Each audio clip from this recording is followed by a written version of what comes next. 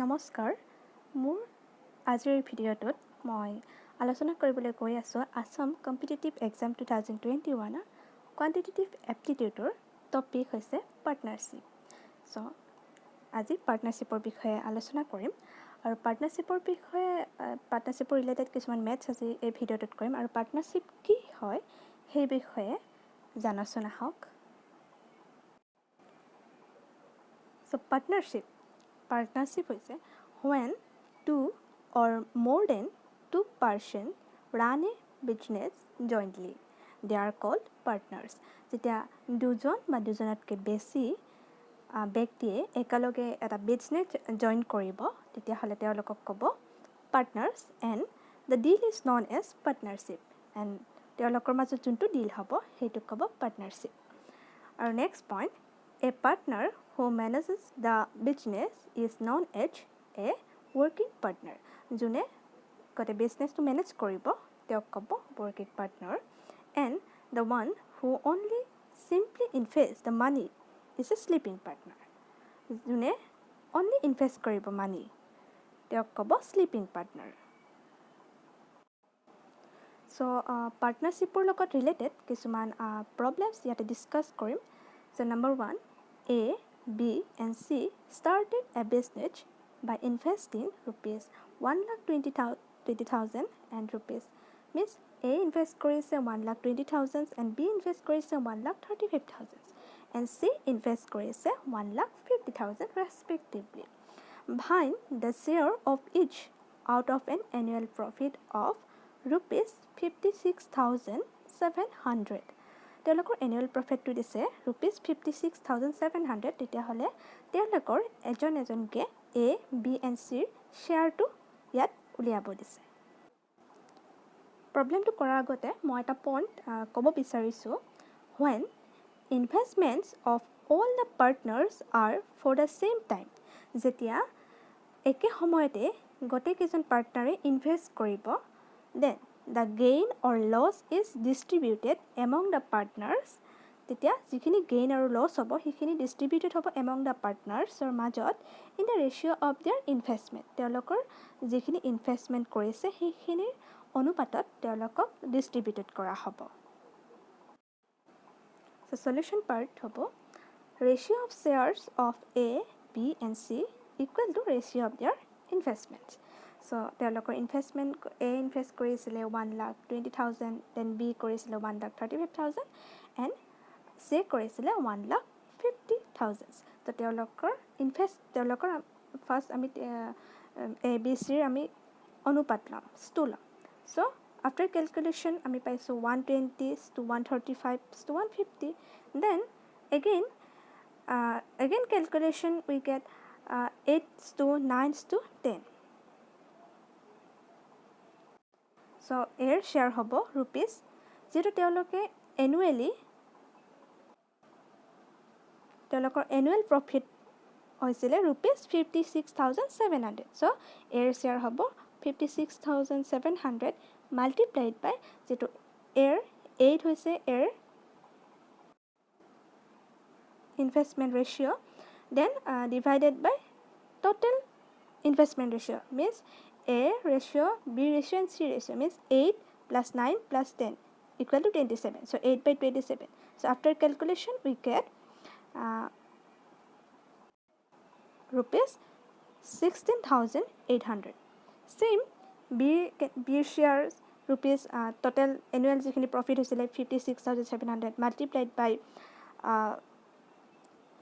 Bৰ investment 9 divided by total investment যিমানখিনি কৰিছিলে 27 divided by 9 divided by 27. So total after calculation rupees 18,900. So B A share পাইছিলে 18,900. ঠিক তেনেদৰে Cৰ শ্বেয়াৰটো ওলাম আমি 56,700 multiplied by 10 divided by 27. So calculation after calculation rupees 21,000. So next point, A, B and C to start a business, each investing rupees 20,000. After 5 months A withdraw rupees 5,000. So A, B, C এটা business start কৰিছিলে যিমান 20,000 invest কৰি আৰু after 5 months 5 মাহৰ পিছত A withdraw কৰিছিলে 5,000, B এ withdraw কৰিছিলে 4,000 and C invest ₹6,000 more আৰু C এ 6,000 বেছি ইনভেষ্ট কৰিছিলে.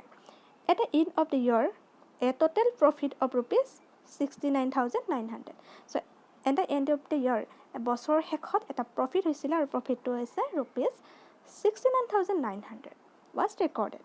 So find the share of each. So একেই আমি A, B, Cৰ শ্বেয়াৰটো উলিয়াব লাগে.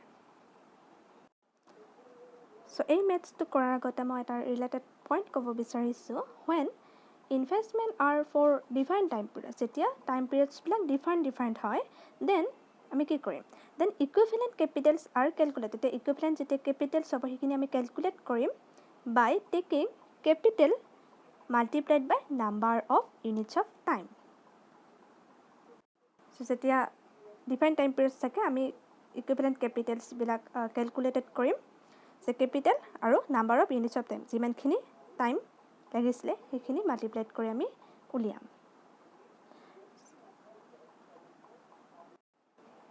So ratio of the capitals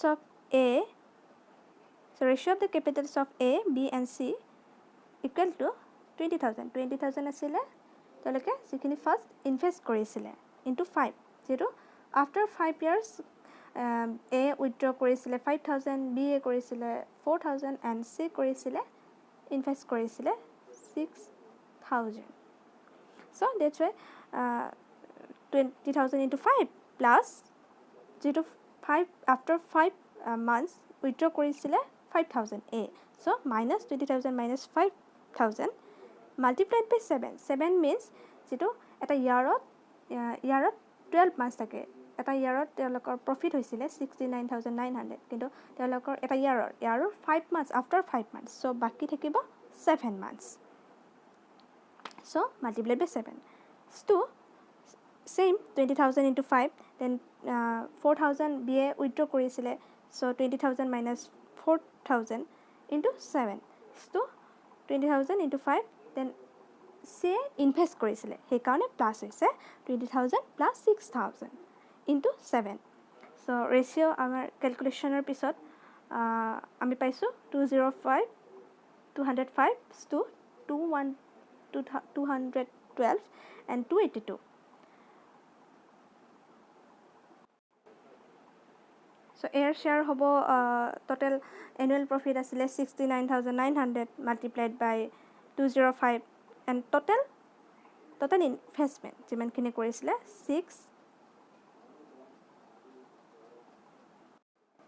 205 divided by 699 পাইছোঁ আমি. Ratio of their capitals means 205 plus 212 plus 282.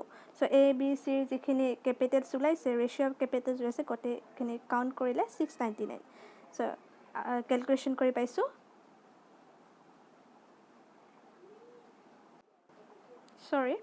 so rupees পাইছোঁ 20,500. then B share পাইছোঁ same একেই 212 divided by 699. then B share 21,200 and C share rupees 28,200. Okay, so next problem. ইয়াতে 3 number হ'ব. So number 3, A, B and C enter into partnership. এটা পাৰ্টনাৰশ্বিপত enter কৰিছে. A invest কৰিছিলে 3 times as much as B invest. So A কিমানখিনি invest কৰিছিলে?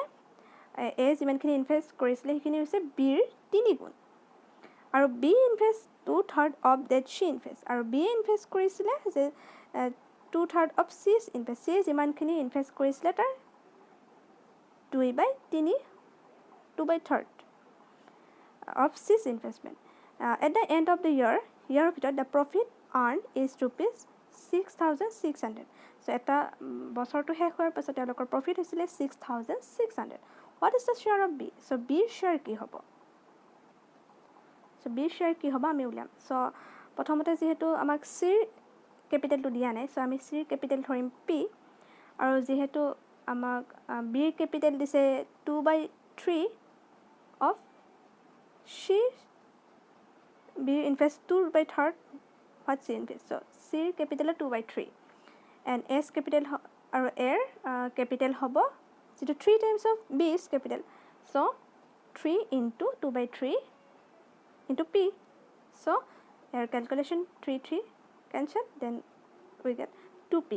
So ratio of their capitals 2P. So 2P A capital 2 by 3 B capital and P is a C capital. So calculation কৰি পাইছোঁ 6:2:3. So 20 share কিমান হ'ব যেহেতু আমাক আমাৰ yearly profit হৈছিলে 6,600 and so 6 rupees 6,600 multiplied by 2 হৈছে আমাৰ Bৰ capital. গতিকে Bৰ so 2 divided by 6 plus 2 plus 3 means 11. So 2 by 11. So calculation কৰাৰ পিছত আমি পাইছোঁ rupees 1,200. So thank you. মোৰ next ভিডিঅ'টোত মই মোৰ এই পাৰ্টনাৰশ্বিপৰ ৰিলেটেড কিছুমান বেলেগ প্ৰব্লেম লৈ আহিম. So okay, thank you.